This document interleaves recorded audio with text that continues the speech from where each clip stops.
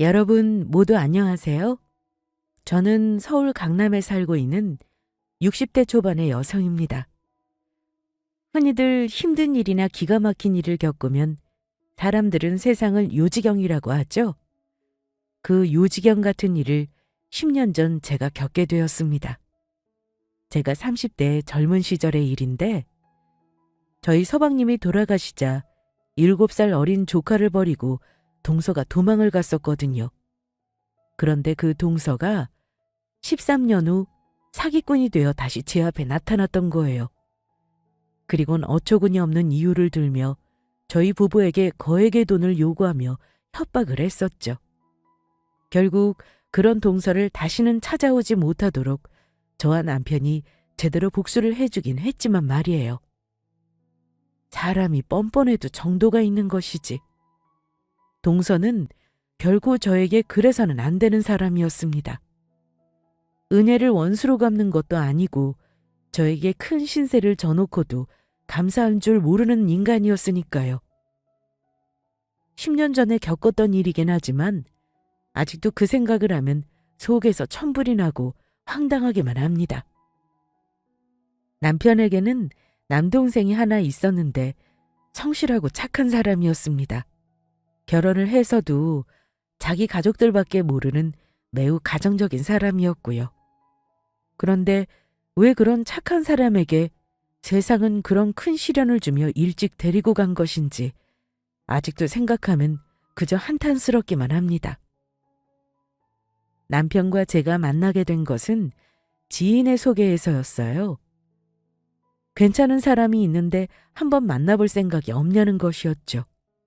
남편은 작은 과자 공장을 운영하는 사장님이었는데 자기 일에 열정을 가진 노력파였어요. 그때까지 가진 것이 없는 사람이었지만 자기 일에 최선을 다하는 모습이 매력적으로 느껴져 저는 남편과 연애란 것을 하게 됩니다. 그리고 1년이란 연애 끝에 저희는 결혼을 하게 되었고요. 남편에게는 남동생 하나가 있었는데 제가 남편과 결혼하기 전부터 저를 친누나처럼 대하며 잘 따랐습니다. 저도 그런 시동생이 제 남동생처럼 느껴져 참 마음에 들었고요. 그리고 제가 남편과 결혼하고 3년 정도 흘렀을까. 저희 시동생도 여자를 만나 결혼하게 됩니다. 사실 남편은 부모님이 일찍 돌아가셔서 남편과 제가 시동생을 데리고 살았었거든요. 그래서 왠지 시동생이 결혼하는데 꼭 제 자식을 결혼시키는 기분이라 남편도 저도 시동생을 결혼시키고 나니 저희의 임무가 모두 끝난 것 같다는 생각에 시원섭섭했습니다. 시부모님이 안 계신다고는 해도 어찌되었든 남편은 집안의 맞이였고 저 또한 맏며느리이다 보니 시동생에 대한 어느 정도의 책임감을 가지고 있었던 겁니다. 그러나 저희의 임무가 끝났다고 생각한 건 모두의 착각이었습니다. 서방님이 결혼을 하고 8년 후 교통사고로 그만 세상을 떠나게 되었으니까요. 남편이나 저나 자식처럼 여기던 서방님이 세상을 떠나니 그 충격이 이만저만이 아니었습니다. 그런데 서방님이 죽자마자 장례식장에서 정말 어이없는 일이 벌어지고 맙니다. 저희 동서가 철이 없고 생각 없이 사는 사람인 것은 그동안의 경험을 통해 알고 있었지만 그 정도일 줄은 몰랐거든요. 자기 남편인 서방님이 돌아가셨는데 슬퍼하기는커녕 눈에 불을 켜고 들어오는 조의금에만 신경을 썼던 겁니다. 게다가 혹시나 저와 남편이 서방님의 조의금에 손을 댈까 봐 전전긍긍했습니다. 형님, 저희 남편 장례식에 아무리 아주버니 손님들이 많이 찾아왔어도 들어오는 조의금들 우리 남편 장례식 하면서 들어온 돈이니까 절대 건드릴 생각 말아요. 아주버니한테도 그렇게 전해주시고요. 동서는 지금 서방님이 돌아가셨는데 그런 말이 나와? 그 돈 가지라고 해도 안 가져. 나는 서방님이 떠나서 이렇게 가슴이 아픈데 동서는 눈물 한 방울이 안 나나 보네. 진짜 독하다 독해. 요즘 들어 서방님과 동서 사이가 안 좋다는 것을 분위기로 눈치채고는 있었지만 자기 남편이 죽었는데도 슬퍼하지 않는 동서를 보며 너무하다는 생각밖에 안 들었습니다. 슬퍼하는 건 어린 7살의 조카뿐이었죠. 어린 조카는 서방님의 빈소 앞에서 아빠를 찾으며 하염없이 눈물을 흘리더라고요. 그 모습이 얼마나 애처로운지 제 가슴이 다 미어졌으니까요. 아빠, 우리 아빠 살려주세요. 아빠. 그리고 전 얼마 지나자 조카가 왜 자기 아빠만 그렇게 애타게 찾았던 것인지 그 이유를 알게 되죠. 동선에 살던 빌라에 저랑 친한 친구가 살고 있었는데 그 친구에게서 서방님의 장례식을 치르고 얼마 안 돼 연락이 왔던 거예요. 운수가, 네 조카 이대로 둬도 괜찮은 거야? 어? 우리 재성이가 왜? 너 정말 아무것도 모르는구나. 네 동서, 네 조카도 안 돌보고 매일 밖으로만 싸돌아다니고 있어. 애가 혼자 무서운지 밤마다 매일 우는 소리만 들리고 어린이집에도 안 보내는지 매일 혼자서 집에만 갇혀 지내고 있다고. 어떨 때는 네 동서가 아예 며칠 동안 집에도 안 들어오는 것 같은데 저러다 네 조카 밥도 제대로 못 먹고 굶어 죽는 건 아닌지 모르겠다. 그게 정말이야? 내가 지금 당장 갈게. 저희 남편이 사업을 하고 있다고 하지만 저희가 그리 넉넉한 형편은 아니었습니다. 남편이 운영하는 회사는 직원도 10명 남짓밖에 안 되는 작은 과자 공장이었고 그 시절 한창 불경기여서 매출도 점점 떨어지고 있었거든요. 그래서 그 당시 저도 결혼 전 배웠던 미싱일을 하며 입에 풀칠을 하고 있는 실정이었습니다. 그래서 전 회사 사장님에게 말해 집안에 급한 일이 생겨 그렇다고 말한 후 바로 조카에게 달려가게 되었습니다. 친구의 말로 보아 오랜 시간 혼자 집에 있었던 것 같은데 제가 늦게 갔다 무슨 큰일이라도 생길까봐 걱정이 되었거든요. 하지만 이상한 일이었습니다. 동서한테 연락했을 때는 분명히 조카랑 잘 지낸다고 이야기했었는데 아무래도 그동안 저와 남편을 속이고 있었던 것 같았어요. 동선에 도착한 저는 급하게 문을 두드리며 배를 눌렀죠. 재성아! 재성아! 집에 있니? 큰엄마야. 있으면 문 좀 열어봐. 그리고 문을 열고 나오는 조카의 모습에 저는 너무 놀라고 말았습니다. 도대체 언제 씻었는지 모를 때가 잔뜩 낀 모습에 그때가 여름이었는데 많이 더워서인지 속옷만 입고 있었죠. 게다가 친구 말대로 제대로 먹지 못해서인지 비쩍 마른 모습이었으니까요. 세상에. 재성아, 엄마는 어디 가고 혼자 있는 거야? 모르겠어요. 엄마가 아무리 기다려도 안 돌아와요. 그러면 지금까지 계속 혼자 있었던 거야? 밥은 먹었어? 조카를 걱정하는 제 한마디에 조카는 순간 울음을 터뜨리고 말았습니다. 엄마, 큰엄마, 저 너무 배고파요. 집에 먹을 것도 없고 아무것도 없고 엄마는 안 들어오고 저 여기 있다가 굶어 죽을 것 같아요. 큰엄마, 저 좀 살려주세요. 그 말에 전 너무 깜짝 놀랐습니다. 어린 조카가 울고 있으니 억장이 무너지는 것 같았어요. 그래서 급한 대로 조카에 필요한 짐을 싸서 바로 저희 집에 데려왔습니다. 동서가 볼 수 있도록 조카는 당분간 제가 데리고 있겠다는 편지도 동서 집에 남겼고요. 왜냐하면 그동안 전화를 잘 받던 동서가 이상하게 그날은 제가 아무리 연락해도 받지 않았으니까요. 그렇게 조카를 데리고 나온 저는 집에 오자마자 반찬들을 모조리 꺼내 조카에게 밥을 차려줬습니다. 조카는 그동안 많이 배가 고팠는지 정말 정신없이 밥을 먹더라고요. 그럴수록 제 가슴만 미어졌습니다. 세상을 떠난 서방님이 저런 조카의 모습을 보면 얼마나 가슴 아파할까 하는 생각에 몰래 눈물을 훔쳤죠. 그리고 소식을 듣고 회사에서 달려온 남편은 조카의 모습에 분노하고 말았죠. 그래서 저는 그동안 혼자 지내느라 놀랐을 조카를 잘 달래며 깨끗이 목욕시켜주고 잠을 재웠습니다. 그리고 저희는 계속해 동서에게 연락을 하게 되었죠. 하지만 며칠 동안 동서에게는 연락이 없었고 저와 남편의 음성 메시지와 문자에 겨우 연락을 해오더라고요. 그리고 조카를 어떻게 혼자 방치하며 둘 수 있는지 따지는 저의 말에 들려온 동서의 답은 정말 어처구니가 없었습니다. 동서, 재성이 엄마 아니야? 사람이 어떻게 이럴 수 있어? 서방님까지 떠났는데 재성이 제대로 돌보지 않고 애를 어떻게 집에 혼자 둬? 잘못하면 재성이 집에 혼자 있다가 굶어 죽을 뻔했다고.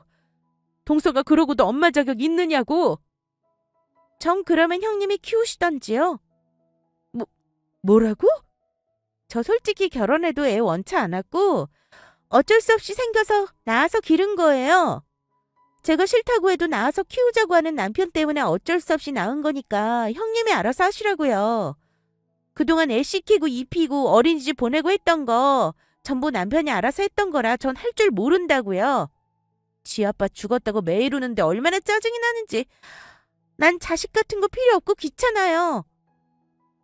동서, 무슨 말을 그렇게 해? 동서 자식이잖아.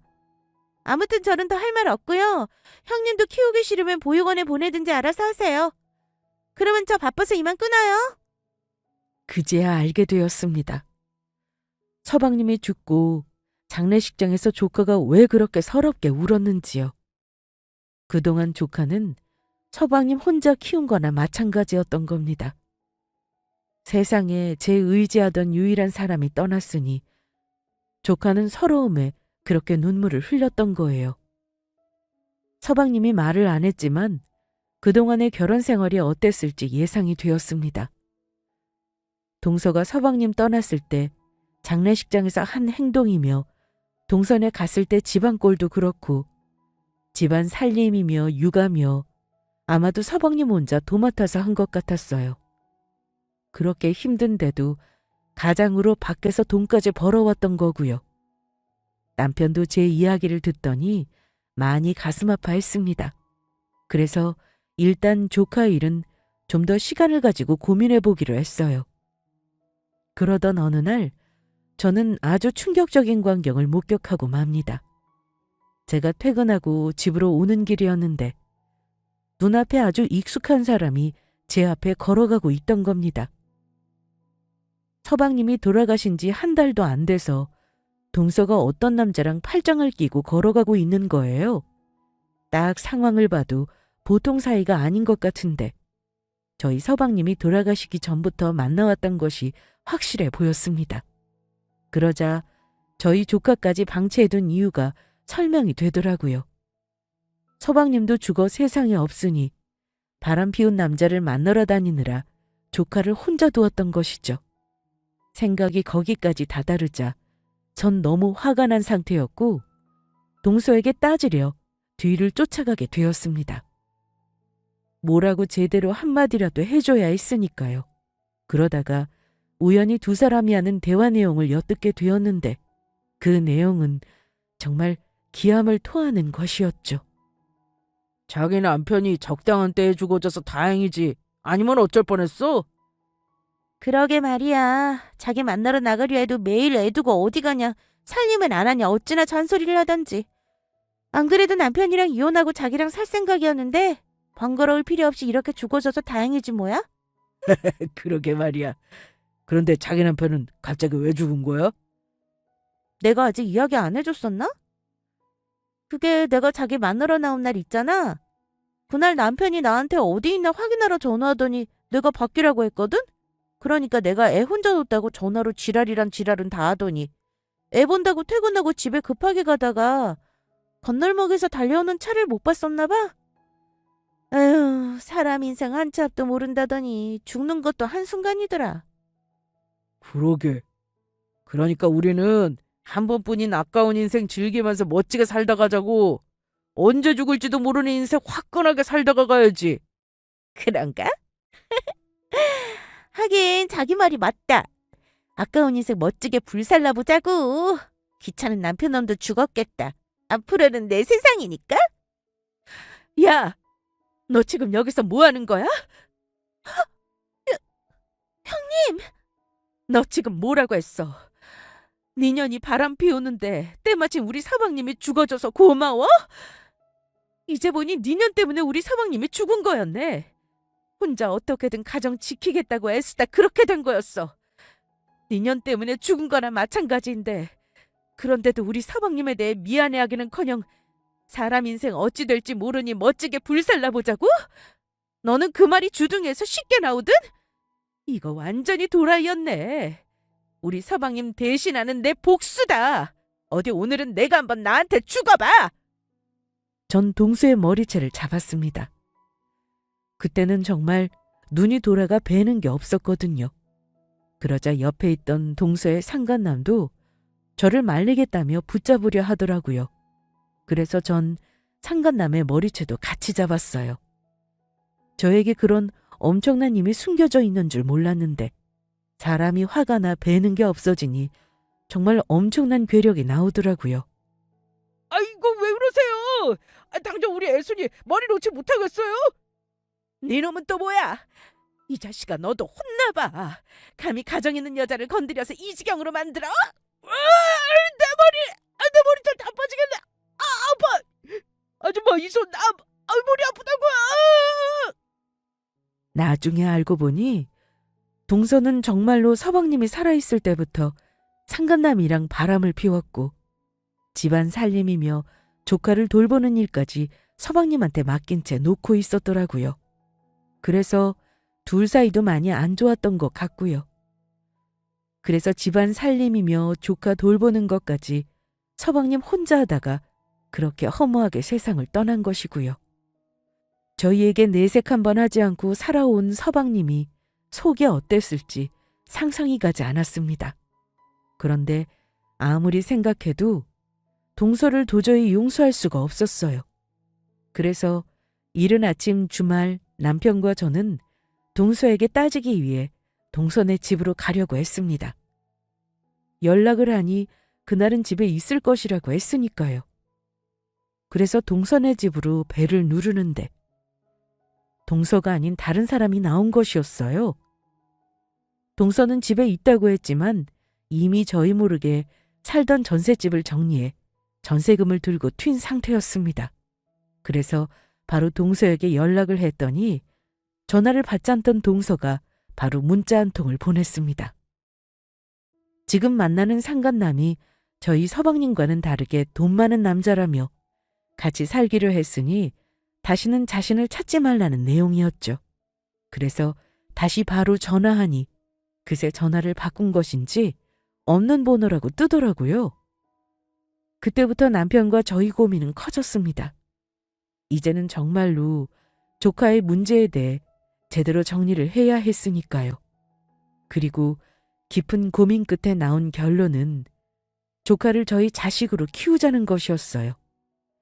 남편은 저희 형편도 어려우니 조카를 보육원에 보내자는 의견이었지만 저는 그럴 수가 없었거든요. 그러자 남편이 저에게 미안해하며 묻더군요. 당신 정말 괜찮겠어? 지금 우리 공장도 힘들고 당신도 나 때문에 일 다니면서 고생하고 있는데 감당할 수 있겠냐고. 없으면 없는 대로 아이 잘 키우면 돼. 남도 아니고 서방님 아이인데 저 어린 것을 어떻게 보육원에 보내. 당신 정말 그러고 잘 살 자신 있어? 내가 다른 건 몰라도 당신 성격은 잘 아는데 당신 재성이 보육원 보내면 아마 제대로 잠도 못 잘걸? 어차피 나 불임이라 우리 아이도 없고 우리가 재성이 부모가 되어주자. 앞으로 재성이는 우리 자식이야. 여보, 정말 고마워. 내가 당신한테 면목이 없다. 내가 정말 열심히 일해서 꼭 당신이랑 재성이 호강시켜줄게. 정말 고마워. 그리고 저희는 정말로 조카를 입양해 저희 자식으로 키우게 됩니다. 알아보니 친부모가 실종이 되거나 그 밖의 사유로 소재를 알 수 없게 되면 친부모의 동의 없이도 입양을 할 수가 있더라고요. 동서는 이미 아이까지 버리고 도망을 가서 생사를 알 수 없는 상황이니 조카를 입양해야 하는데 큰 문제는 없었습니다. 하지만 조카에게는 동서가 떠난 이유를 솔직히 말해줄 수 없었어요. 부자 상간남이 좋아서 조카를 버리고 떠났다고 차마 이야기할 수 없는 노릇이었으니까요. 그래서 조카한테는 상처가 되지 않도록 동서가 조카를 많이 사랑하지만 몸이 아파 치료를 받기 위해 저희에게 잘 부탁한다며 맡기고 떠날 수밖에 없었다고 둘러댔죠. 그래도 조카가 동서를 찾으면 어쩌나 걱정했는데 조카는 다행히 저희 말을 알아들은 것인지 동서를 찾거나 하는 일은 없었습니다. 그 후 저와 남편은 저희 아들이 된 조카를 위해 열심히 살았습니다. 그 덕분인지 세월이 흐르자 과자 공장을 운영하던 남편 사업도 편의점에 판매했던 과자가 대박이 나면서 성공할 수 있었고요. 게다가 아들도 잘 커주어 명문대에 진학을 하게 되었죠. 젊은 시절 고생도 잠시, 단란한 저희 세 가족은 그렇게 순탄하고 행복한 나날을 보내게 되었습니다. 하지만 그런 저희 가족의 행복을 방해하는 방해꾼이 갑자기 나타나게 됩니다. 어느 날 집 앞에 모르는 사람이 찾아와 배를 눌렀던 겁니다. 그리고 인터폰으로 얼굴을 확인한 순간 저는 깜짝 놀라고 말았죠. 오래전 7살 어린 저희 아들을 버리고 도망갔던 동서였으니까요. 그것도 동서의 상간남과 함께 찾아왔던 겁니다. 너무 당혹스럽긴 했지만 일단 저희 아들의 생모이기도 하고 해서 문을 열어주게 되었습니다. 그런데 저희 집에 들어와 주변을 둘러보더니 두 사람이 바로 한다는 소리가 아주 가관이더군요. 아주버니가 성공했다고 하더니 이 정도였는지는 몰랐네요. 집이 아주 으리으리해요? 자기야, 이 집 진짜 좋다. 이런 집이면 10사람도 살 수 있겠어. 우리 집은 어떻게 알고 찾아온 거야? 얼마 전에 아주버니 잡지에 인터뷰하신 거 있죠? 그거 보고 아름아름 물어 찾아왔죠. 남도 아니고 저희 아들 큰아빠가 성공했다는데 축하는 드려야 하지 않겠어요? 지금 누구 보고 아들이래? 나한테 필요 없다고 키우든지 보육원에 보내든지 알아서 하라고 했던 말 벌써 잊었어? 그리고 이제 재성이 동서 자식 아니야.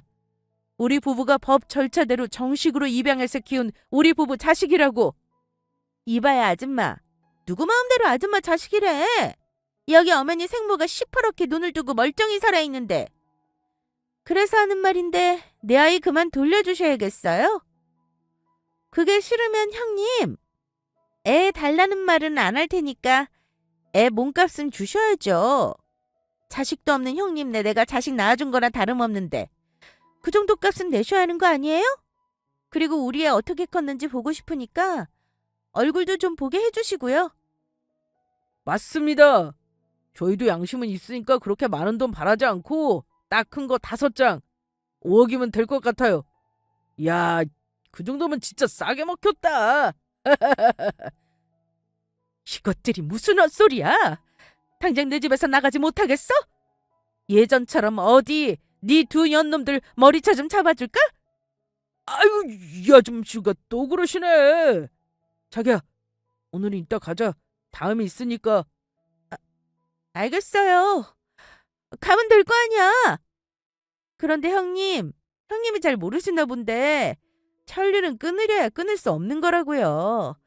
그러니까 나는 내 아들 꼭 만나봐야겠어. 여기 연락처 남겨놓고 가니까 우리 아들 꼭 만나게 해주세요. 아니면 내가 직접 우리 아들 찾아갈 테니까. 그래서 그날 퇴근하고 돌아온 남편에게 동서이를 의논하게 되었고 저희는 아들에게 모든 선택권을 넘기기로 합니다. 우리한테는 나쁜 인간이지만 저희 아들한테는 친엄마인데 마음대로 결정할 문제가 아닌 것 같았거든요. 다행히 아이도 어엿한 성인이고 스스로 분간해서 잘 판단할 수 있는 나이였으니까요. 더군다나 어차피 우리가 동서를 저희 아들과 못 만나게 해봤자 동서 성격에 저희 모르게 만나려 할 것이 뻔했거든요.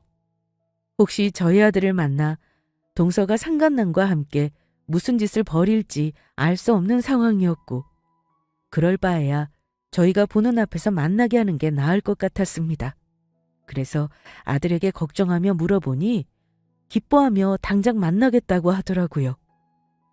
자식이 친모를 만나고 싶어 하는 건 당연한 반응인데 전 반가워하는 아들의 반응에 괜스레 겁이 났습니다. 동서가 사정이 있어서 저희 아들을 떠난 것으로 알고 있으니 아들이 저를 버리고 동서에게 가버리면 어쩌나 무섭더라고요. 정말 아들이 원한다면 보내줘야 하는 일이고 부모로서 그런 생각을 하면 안 된다는 걸 알고 있지만 동서와 약속하고 만나기로 한 며칠 전부터 아들이 저희를 떠나는 악몽까지 꾸며 제대로 잠을 이룰 수 없었어요. 그리고 저희 아들은 저희 부부와 함께 동서와 어느 카페에서 만나게 됩니다. 그런데 동서는 아들을 만나는 자리에까지 동서의 상간남을 데리고 왔더라고요. 게다가 상간남은 처음 보는 저희 아들에게 살갑게 굴며 엄청 친한 척을 했습니다. 네가 애순이 아들이구나. 반갑다 녀석. 나는 네 엄마랑 살고 있는 아저씨로 아빠나 마찬가지니까 편하게 굴어. 우리 아들 그동안 잘 지냈어? 엄마가 널 얼마나 보고 싶었는지 알아? 안녕하세요. 엄마 저도 정말 보고 싶었어요. 그런데 동서와 동서의 상간남은 저희 아들을 보자마자 갑자기 거짓 울음까지 터뜨리며 이상한 소리를 해대기 시작했습니다. 내가 널 버렸던 건 어쩔 수 없는 사연이 있었어. 네 큰엄마가 나에 대해 그동안 뭐라고 욕을 했던 전부 거짓말이니 믿지 마라. 맞아. 네 엄마가 네 큰엄마랑 큰아빠한테 어떤 짓을 당했는지 알면 아마 너도 깜짝 놀랄 거다. 동서, 그게 무슨 소리야? 나한테 어떤 일을 당하긴. 왜 그런 거짓말을 우리 재성이한테 하는데? 사실은 그게 재성아. 사실은 아이, 자기야, 아니야, 됐어. 나만 자꾸 살면 되는데 우리 아들한테 그런 말을 해서 상처를 줘? 우리 아들은 자기 큰엄마랑 큰아빠를 좋은 사람이라고 생각하고 자라왔을 텐데. 자기는 가만히 있어. 그래도 이 녀석도 다 컸고 알 건 알아야지. 그런가? 그러면 당신이 내가 형님이랑 아주버님한테 어떤 일을 당했는지 잘 설명해 줘. 네 친아빠가 죽자마자 네 큰엄마랑 큰아빠가 자신들은 자식이 없으니 널 자기들 친자식으로 키우겠다고 네 엄마에게서 빼앗아 갔다. 그리고 네 큰아빠는 네 엄마한테 치근덕거리기까지 했어. 동서, 그게 무슨 말도 안 되는 소리야? 우리가 언제 동서한테 재성이를 뺏어갔다고 그래? 재수씨 미쳤습니까? 제가 재수씨한테 치근덕거리다니요. 어떻게 그런 역겨운 말을 할 수가 있습니까?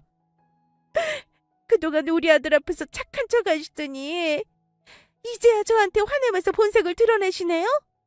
그렇게 제 입을 막고 싶은 거면 제가 부탁한 거 주시던지요.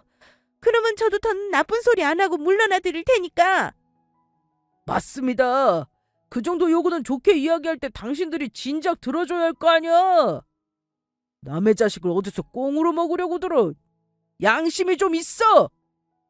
그제야 동서가 왜 저희 아들을 만나게 해달라고 했는지 알게 되었습니다. 본인이 요구한 돈을 주지 않으면 거짓말을 해서라도 저희 부부와 아들 사이를 갈라놓을 생각이었던 겁니다. 하지만 전 그 앞에서도 차마 아들 앞에 진실을 밝히는 것이 꺼려졌습니다. 모든 진실을 알게 된 후 아들이 받을 상처가 걱정이 되었거든요. 차마 동서가 저희 아들을 버려 제가 키우게 된 거라고 말할 수가 없었어요. 그건 남편도 역시나 마찬가지였고요. 그런데 그때 생각지도 못한 일이 벌어집니다. 저희 아들이 화가 났는지 벌떡 일어나 화를 내는 것이었어요. 보자 보자 하니까 당신들이 그러고도 인간이야? 감히 우리 부모님께 그런 짓을 하고도 나에게 용서받기를 바라? 그렇지 아들. 네 큰엄마랑 큰아빠 좀 봐라. 저것들이 정말 인간이니? 이제는 내 앞에서 대놓고 나를 구박하는구나. 아유 서러워. 재성이 너도 봤지? 네 큰엄마랑 큰아빠라는 사람의 실체를. 저것들이 저런 인간들이다. 이것들이 진짜 뭐라고 짓거리는 거야? 이봐 아줌마, 그리고 옆에 아저씨, 당신들 미쳤어? 뭐? 아줌마? 지금 누구 보고 아줌마라는 거야? 재성이 너 나한테 그런 거니? 나는 너 낳아준 네 친엄마야. 재성이 너 힘들게 찾아온 네 엄마한테 못하는 소리가 없구나. 네 큰엄마랑 큰아빠가 그렇게 가르치던? 엄마는 무슨 엄마? 당신이 저 옆에 있는 인간한테 미쳐서 나 버리고 갔던 거 내가 모를 줄 알았어? 비록 어릴 때 일이지만 나 아직 똑똑히 기억해. 우리 엄마랑 아빠 생각해서 모르는 척 참고 넘어가려고 했는데 도저히 안 되겠어. 이봐 아줌마, 당신 나 우리 친아빠 살아있을 때부터 못살게 괴롭히고 때렸었지? 그러다가 친아빠 돌아가시니까 내가 죽든 말든 방치하고 굶겼었잖아. 그 더운 방 안에서 나 혼자 얼마나 힘들었는지 알아? 그때 당신이 큰엄마라고 부르는 우리 엄마가 나 구해주지 않았으면 나 지금 여기 없었어. 당신이 나한테 큰엄마 큰아빠라고 말하는 우리 엄마랑 아빠는 내 생명의 은인이라고. 우리 엄마랑 아빠가 그래도 당신이 나 낳아준 친모라고 만나길 바라는 것 같아서 아무것도 모르는 척 나왔던 건데 누가 되었든 우리 부모님 욕하는 것들 내가 절대 용서 못해. 당신이 얼마나 최악의 인간인지 다시 한번 알려줘서 정말 고마워. 당신 만나면 이 말을 꼭 해주고 싶어서 내가 만나고 싶었던 거거든.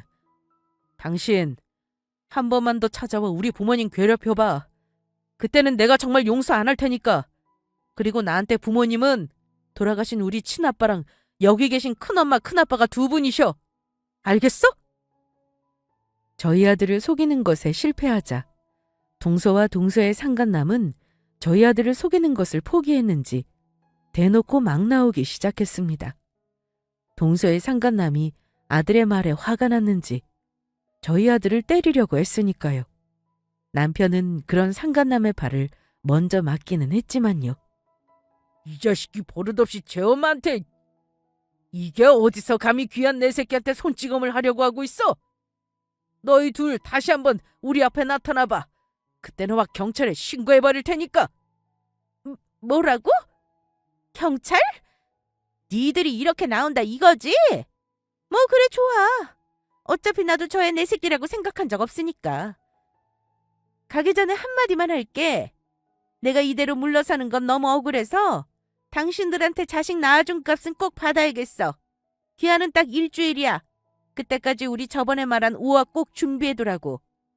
이래봬도 우리 자기가 교도소 출신이라 무서운 동생들도 많이 알고 있거든? 이건 마지막 경고야! 우리 애순이가 하는 말 들었지? 나 진짜로 무서운 동생들 많이 알고 있거든. 안 좋은 일 당하고 싶은 거 아니라면 돈 잘 준비해라. 그리고 지금 니들이 경찰 부른다고 해서 겁먹고 도망치는 거 아니니까 그렇게 알고. 동서는 자기 아들과 만났는데도 떠나는 순간까지 아직 저희에게 어떻게든 돈을 뺏을 생각밖에 없었죠. 저희 세 가족은 그렇게 집으로 돌아오게 되었고 오래도록 숨기고 왔던 서로의 감정들을 나누게 됩니다. 재성이 너 전부 다 알고 있었던 거야? 그런데 왜 진작 말하지 않았어? 엄마랑 아빠가 슬퍼할까봐 그랬지. 내가 옛날 일 기억 못하는 줄 알고 그 여자가 그래도 내 친모라고 좋게 이야기해 주었는데 거기다 내가 전부 기억하고 있다고 말해봐. 그러면 엄마랑 아빠가 슬퍼할 거 아니야. 그래서 솔직히 오늘 그 여자 만나러 가는 것도 가기 싫었는데 엄마랑 아빠가 그러면 속상해할까봐 나갔던 거야. 내가 과거 일 전부 기억하는 거 알면 엄마랑 아빠가 가슴 아파할 테니까. 엄마랑 아빠한테는 끝까지 기억 못하는 척 하려고 했는데 미안해. 아니야. 엄마랑 아빠가 그런 재성이 마음 몰라줘서 미안해. 진짜 그런 줄 알았으면 그냥 만나지 않게 하는 건데. 엄마가 우리 아들 마음을 몰랐어. 이 아빠도 미안하다. 그냥 처음부터 너한테 솔직히 물어볼 걸 그랬다. 그러면 오늘 우리 아들이 친엄마 만나서 다시 상처받는 일도 없었을 텐데. 나는 괜찮아. 엄마랑 아빠가 나 생각해서 그런 거잖아. 그리고 그 여자가 친엄마라는 생각도 이제 안 들어서 내가 상처받을 것도 없다고. 그리고 내가 엄마랑 아빠한테 오래도록 하고 싶었던 말이 있는데 지금에서야 하는 말이지만 나 보육원에 버리지 않고 엄마 아빠 자식으로 키워줘서 정말 고맙습니다. 두 분 자식으로 살 수 있어서 저 너무 행복해요. 그래 아들. 나도 우리 재성이 엄마 할 수 있어서 너무너무 행복해. 이 녀석 언제 이렇게 다 큰 거야? 이런 말도 할 줄 알고. 원래 키는 내가 예전부터 아빠보다 컸다고. 그러니까 엄마 아빠 앞으로 우리 세 식구만 생각하면서 행복하게 살자. 내가 빨리 대학 졸업하고 성공해서 엄마랑 아빠한테 효도하면서 살 테니까. 효도 안 해도 돼. 지금처럼 우리 재성이가 행복하게 살면 엄마랑 아빠는 더는 바랄 게 없어. 엄마 아빠, 우리 아들 재성아. 그러나 본색을 드러낸 동서는 포기하지 못하고 저희 부부에게 계속해 돈을 내놓으라며 협박 문자를 보내왔습니다. 좋게 말할 때 당장 내 돈 5억 내놔요. 형님네 부부 죽으면 어차피 두 사람 재산 우리 아들 거 되는 거니까 내 돈이나 마찬가지라고. 그러니까 내 5억 당장 내놔. 하지만 참아주는 것도 한계가 있는 것이었죠. 그래서 가족회의 끝에 동서와 동서 상간남에게 매운맛을 보여주자 결정했어요.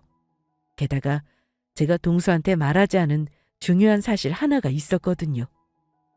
몇 년 전 경찰이 동서와 동서 상간남을 찾기 위해 저희 집에 찾아왔던 겁니다. 동서와 동서 상간남이 사기죄를 수배 중이라는 이야기였죠.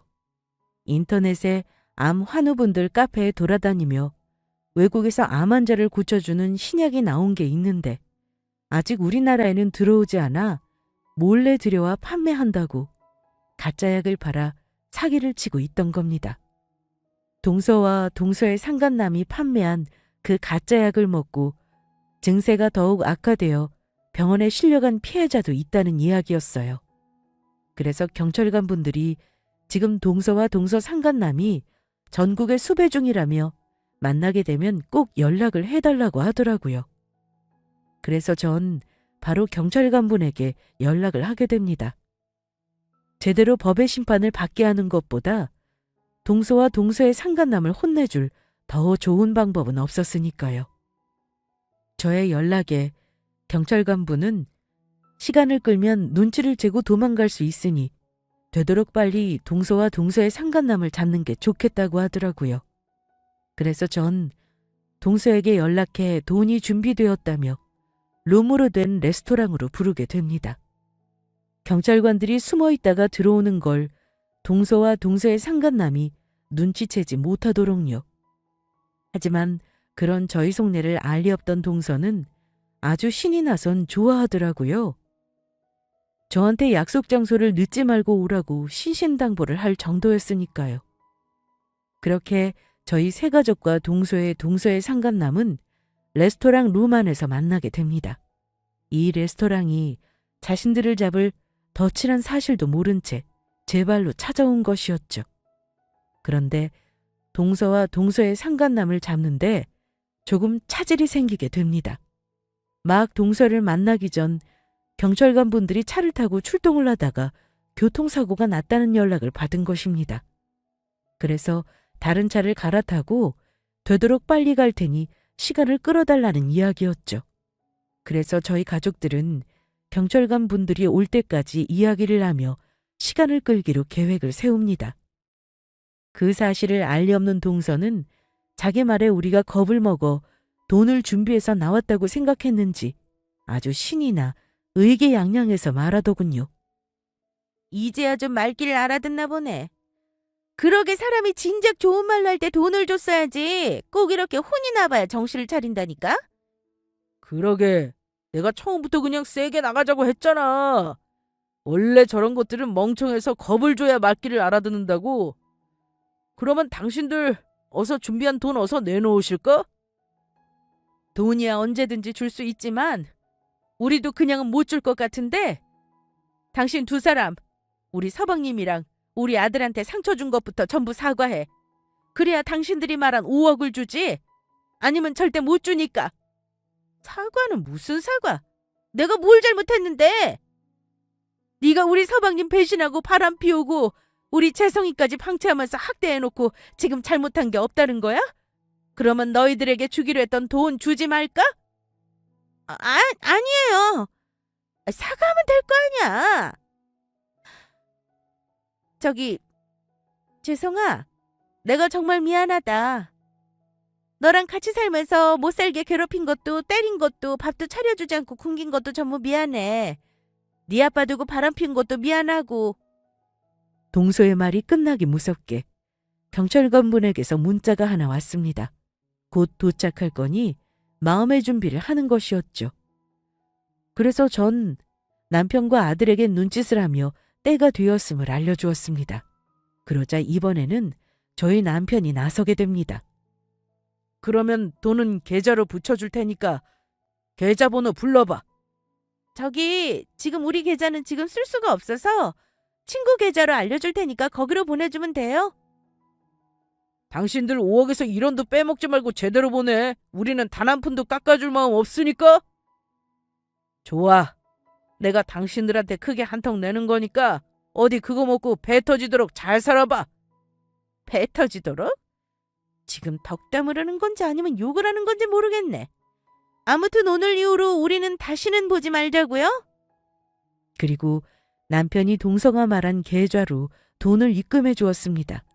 자, 내가 두 사람 평생 먹고 살 수 있도록 넉넉하게 돈 입금했으니 어디 확인해봐. 남편 말에 동서와 상간남은 입이 찢어져서 좋아하더라고요.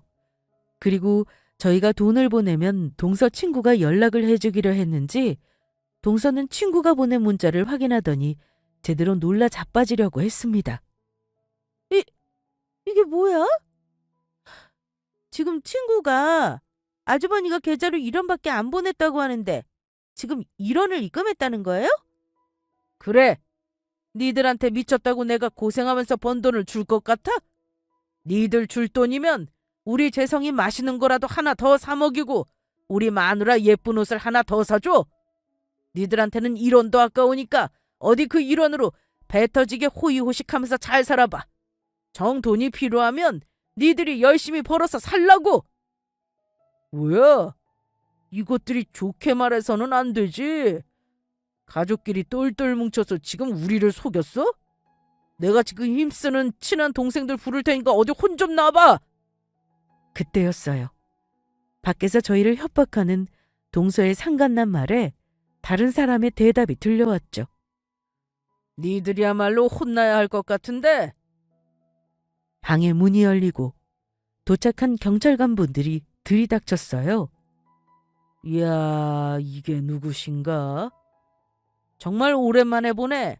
야, 박예승, 권준식. 니들이 도망다니면 우리가 영원히 못 찾을 줄 알았어?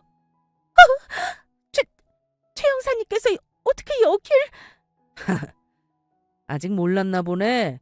박예순, 네 형님이랑 내가 연락하고 있었다는 걸. 너희 두 사람 사기꾼이니까 보게 되면 나한테 꼭 연락 좀 해달라고 내가 부탁을 해놨거든. 그러면 지금 형님이 저희 두 사람 경찰에 신고했다는 거예요? 야, 너 정말 이럴 거야? 지금 누가 할 소리를 하는데? 동서, 왜 이제야 온 거야? 얼마나 기다렸는데. 이제는 동서가 잘못한 죄값 잘 치르면서 살아. 서방님 돌아가시고 남편이랑 나랑 이 순간을 얼마나 기다려왔는지 알아? 그리고 우리를 다시 찾아왔을 때는 이 정도 각오는 했었어야지. 잘 가고 앞으로는 우리 다시는 얼굴 보지 말자. 네 그 역겨운 쌍판 다시는 보고 싶지 않으니까. 어디 이번에는 감방 들어가서 니들이 잘못한 죄값 제대로 치르며 살아봐. 내가 준 1원은 영치금이니까 두 사람이 나눠서 잘 쓰고. 동서와 동서의 상간남은 도망치기 위해 발악을 했지만 전혀 소용이 없었어요. 이미 주변에 경찰관 분들이 쫙 깔린 상태였거든요. 결국은 쇠고랑을 차고 잡혀가게 된 것입니다. 그제야 동서는 저희 아들을 붙잡고 매달리더라고요. 아들아, 엄마 좀 살려다오. 그래도 내가 네 친엄마잖니. 이제 나한테 의지할 사람이라고 너밖에 안 남았다. 네가 형님이랑 아주버니 좀 설득해줘. 엄마는 무슨 낳아준다고 다 부모인 줄 알아? 7살 때 당신이 나 버리고 간 날 이미 그때부터 당신은 내 엄마가 아니었다고. 안녕히 잘 가세요. 동서와 동서의 상간남은 결국 감방 신세를 지게 되었습니다. 그리고 저희 가족은 동서와 동서 상간남이 저희를 협박한 것까지 고소해버렸죠. 그래서 아마도 교도소에서 나오려면 한참의 시간이 걸릴 것 같아요. 게다가 동서의 상간남이 무서운 동생들을 알고 있다고 했던 말도 저희를 겁박하기 위한 거짓말이었더라고요. 저희에게 돈을 뜯어내기 위해 별의별 수는 다 썼던 겁니다. 돈 많은 남자랑 살겠다며 저희 아들까지 버리고 나가더니 그 돈 많은 남자는 사기꾼이었고 결국 같이 사기를 치고 돌아다니다가 인생까지 망치고 만 것이죠. 동서는 감방 생활 중에 저와 아들에게 사과 편지를 보내며 도와달라고 애원했지만 그런 악독한 짓을 저지른 동서를 저희가 도와줄 리 없었습니다. 다음부터 오는 편지는 전부 반송시켜버렸고요. 그런 큰일이 있은 뒤 저희 가족은 더욱 끈끈해졌습니다. 다 같이 힘든 일을 극복하고 나니 서로의 소중함을 더욱 잘 알게 되었다고나 할까요? 그리고 10년이 흐른 현재 저희 아들은 대학을 잘 졸업하고 남편의 사업을 돕고 있습니다. 아들이 남편의 일을 도와주면서 사업은 더 잘 되고 있고요. 아들이 이번에 결혼을 하게 되었는데 결혼식장에서 저희 두 부부에게 눈물의 편지를 써서 읽으며 감사하다고 하더라고요. 아들의 편지에 결혼식장 안은 눈물바다가 되고 말았고요. 전 아직도 아들이 썼던 그 편지의 마지막 내용을 잊을 수가 없습니다. 불행하게 살던 어린 시절 두 분을 만나 부모님이란 존재가 어떤 것인지 알게 되었습니다. 제가 만약 다시 태어난다면 그때는 두 분이 저의 자식으로 태어나 주세요. 그때는 제가 두 분께 받은 사랑 전부 돌려드리겠습니다. 엄마 아빠 감사하고 사랑해요. 그러면 이만 제 사연을 줄이도록 하겠습니다. 모두 행복한 일들이 가득하시길 바랍니다.